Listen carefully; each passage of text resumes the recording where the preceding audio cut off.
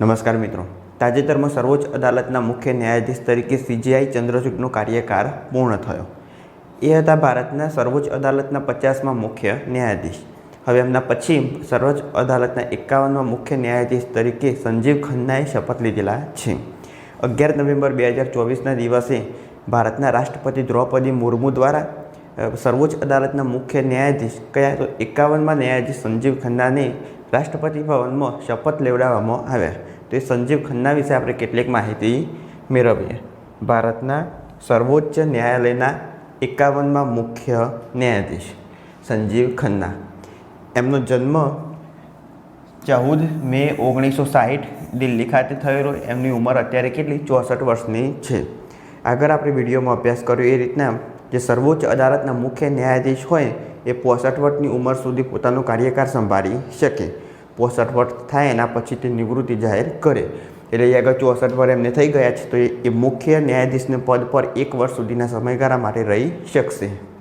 એમના પિતાનું નામ જસ્ટિસ દેવરાજ ખન્ના અને એમની માતાનું નામ સરોજ ખન્ના.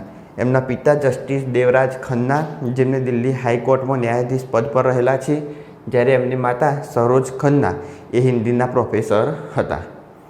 કાર્યકાળની વાત કરીએ તો 11 નવેમ્બર 2024ના રોજ એમને સર્વોચ્ચ અદાલતના મુખ્ય ન્યાયાધીશ તરીકેનું પદ સંભાળ્યું. એટલે એ દિવસે એમને શપથ ગ્રહણ કરેલા.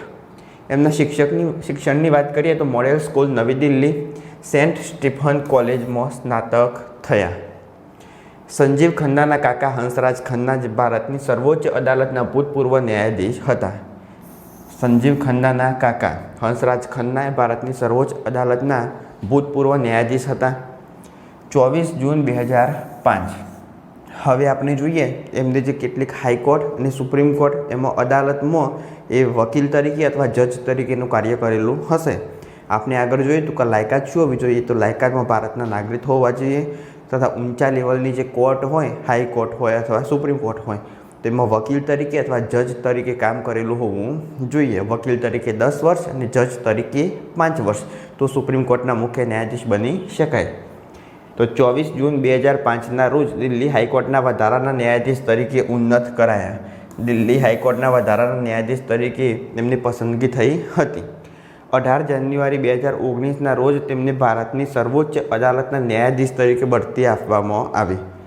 હવે 18 જાન્યુઆરી 2019ના રોજ ભારતની સર્વોચ્ચ અદાલતમાં ન્યાયાધીશ તરીકે બઢતી આપવામાં આવી, પણ મુખ્ય ન્યાયાધીશ નહીં.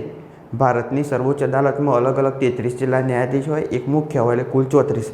તો જે ન્યાયાધીશો હોય ને એ ન્યાયાધીશ તરીકે એમને બઢતી આપવામાં આવી. 17 ઓક્ટોબર 2024 ધનંજય ભાઈ ચંદ્રચૂડે કાયદા અને ન્યાય મંત્રાલયની આગામી CJI એટલે ચીફ જસ્ટિસ ઓફ ઇન્ડિયા એટલે ભારતની સર્વોચ્ચ અદાલતના મુખ્ય ન્યાયાધીશ CJI જસ્ટિસ સંજીવ ખન્નાના નામની ભલામણ કરી.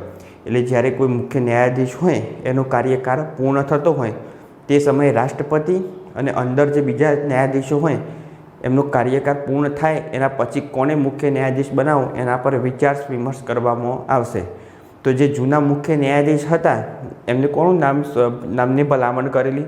તો જસ્ટિસ સંજીવ ખન્નાના નામની ભલામણ કરી હતી.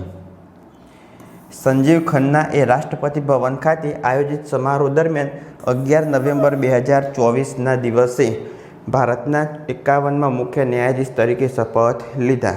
એટલે કાયદા અને ન્યાય મંત્રાલયની આગામી CJI તરીકે CJI ચંદ્રચૂડે કોના નામની ભલામણ કરી? તો જસ્ટિસ સંજીવ ખન્નાની. એના પછી રાષ્ટ્રપતિ ભવન ખાતે 11 નવેમ્બર 2024ના દિવસે રાષ્ટ્રપતિએ ભારતના 51મા મુખ્ય ન્યાયાધીશ તરીકે સંજીવ ખન્નાને શપથ લેવડાવ્યા. બાજુમાં તમે જોઈ શકો સંજીવ ખન્નાનો ફોટો. અહીં આગળ જોઈ શકો ભારતના રાષ્ટ્રપતિ દ્રૌપદી મુર્મુ અને બાજુમાં સર્વોચ્ચ ન્યાયાલયના 51મા મુખ્ય ન્યાયાધીશ સંજીવ ખન્ના. તો આ હતી ભારતની સર્વોચ્ચ અદાલતના 51મા મુખ્ય ન્યાયાધીશ સંજીવ ખન્ના વિશે કેટલીક માહિતી. આની આગળના ભાગમાં આપણે CJI ચંદ્રચૂડ વિશે કેટલી માહિતી મેળવી હતી અને સાથે સર્વોચ્ચ અદાલતના ન્યાયાધીશ બનવું હોય તો કઈ કઈ લાયકાત તમારામાં જોશે, શું અભ્યાસ જોશે અને એમાં શપથ કોણ લેવડાવે અને પગાર વગેરે માહિતી કેટલી હોય એ આગળ ભાગ 1માં ચર્ચા કરી.